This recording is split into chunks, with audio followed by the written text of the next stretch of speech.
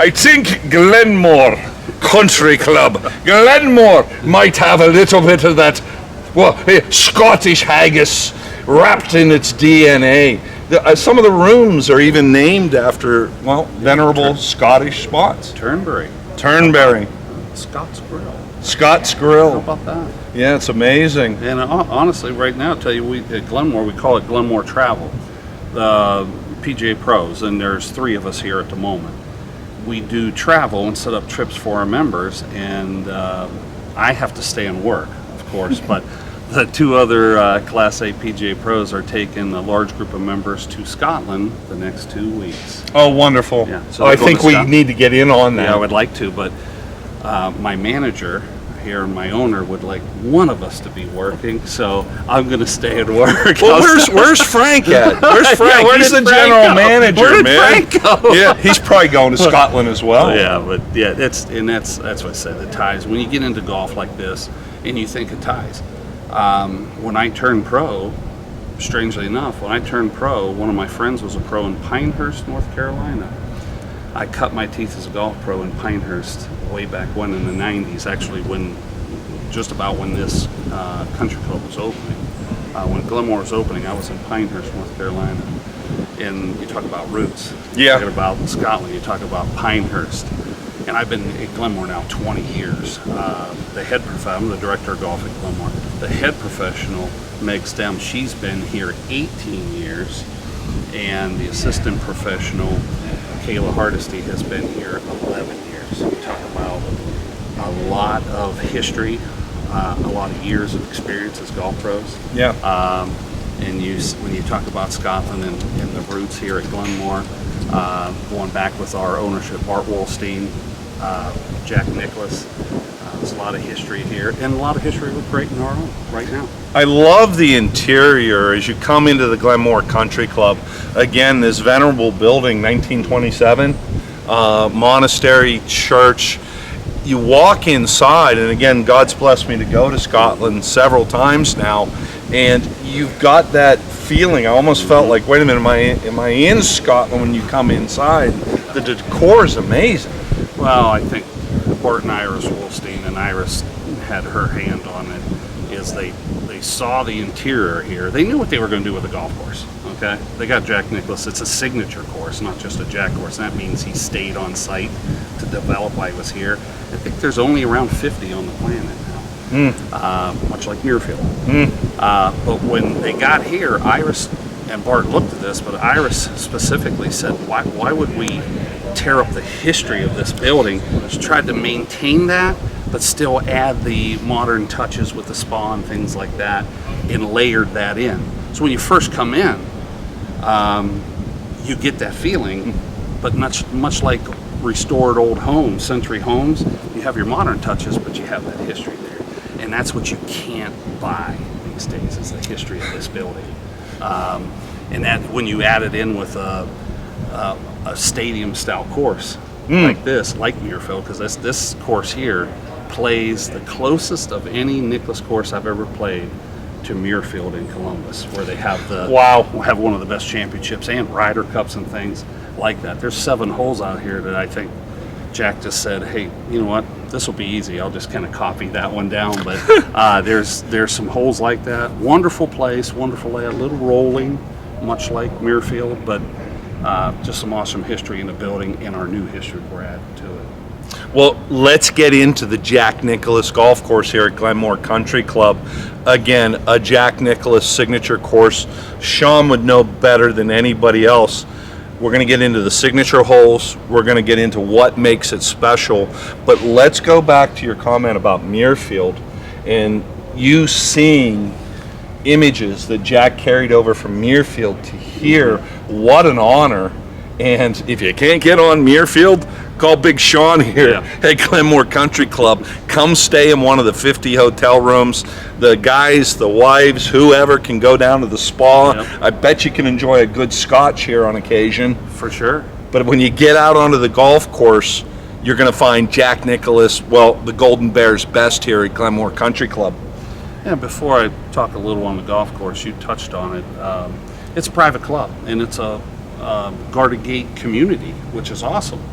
To come in the gates, it's very special, but we do have stay and play here. So as a private club in a guarded gate community, you can call Glenmoor and set up a trip, whether it's just 2 people, whether it's over 3 or 4 days, whether you come in with 24 people, couples.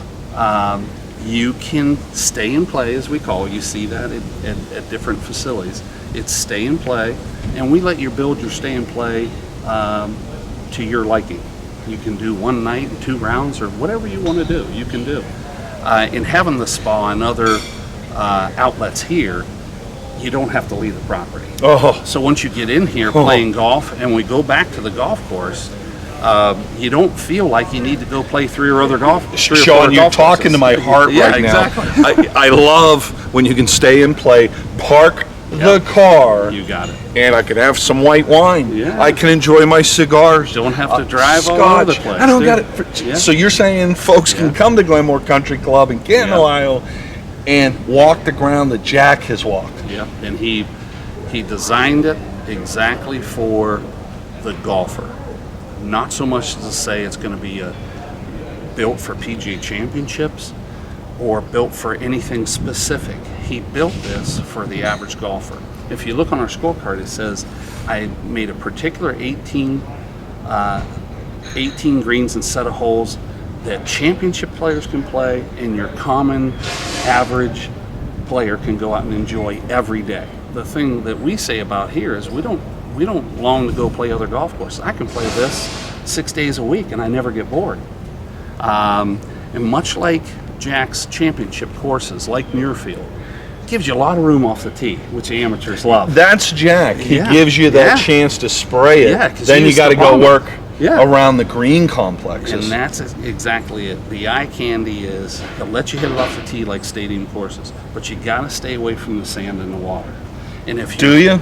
Do you really? Well, if you're you put 40, you and Frank are 40s. If you want to shoot around even par, you got to stay away from Look, I water. live in the sand and water, so I have to embrace. There's an army saying embrace the suck. Yeah. So you have to embrace you know. that you play out of sand and water. You guys that have PGA Pro after your Yeah, name, yeah. you play in that short stuff Yeah. all the time. We try, but we still try. listen.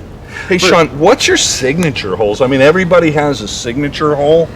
That's interesting. Here, our signature hole is number 7, mostly because of the view. It's a par 3 over water, a little elevated green, and right behind it is this majestic building. So from a view, most people, when they stand on that and they say, wow, it's a tough hole, you're probably playing anywhere from 150 to 195 yards over water with a Jack likes over water to turn the green sideways and make it a little tough. And it's tough, but really it's the view. It's the picture hole that you want to get your foursome on and get your picture. And interesting note, when Jack opened up the golf course, on his signature courses, he'll play golf. Yes. So he played golf, the members and our staff and everybody went and followed. He hit it in the water on number 7.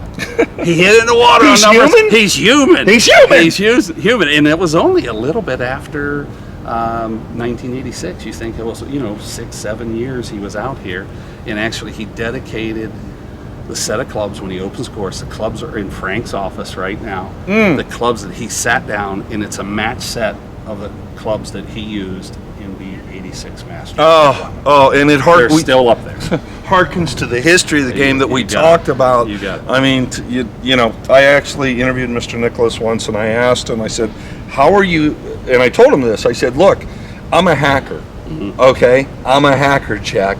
How are you able to focus in on that back nine? This is one of the greatest back nines ever played in the history of golf, let alone a major championship.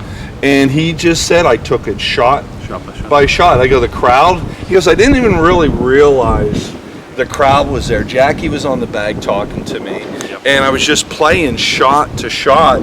He goes, but I kind of knew it was special when I forget the hole 13, I think, when the ball goes in and the famous, But so much history with Jack in Ohio, but to have a signature course here at Glenmoor, a Jack Nicklaus. So what would another signature hole be? I would say number 9. Number 9 has, I believe the number is 16 bunkers on it and water. and a difficult green. It's our number 1 handicap hole, and it comes in along the building here as well, short distance away. It's not a terribly long hole, and anybody can play it. Usually it's a driver or a fairway wood for your better players off the tee. It's a par 4, but it's one of those holes that you'll hit it out. You may have a 9-iron in, but you're milking that grip on that 9-iron, knowing if I miss it just a little bit, it could be a 5 or 6 in a heartbeat.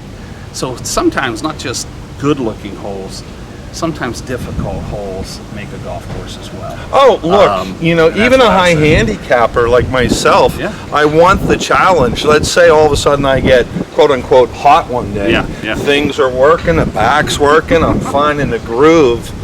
I want to be challenged by the golf course in front of me and say, okay, I got a game today. I'm used to just plunking along. I want that challenge today. So sand traps, get in your head immediately. Yeah, I would tell you that's what Jack did here. He didn't put the length in it that the average golfer just feels like he's overrun, but he put the quality on the shots that you have to hit. And 9 and 7 put that on display, because you have to hit a quality shot, not a tour shot.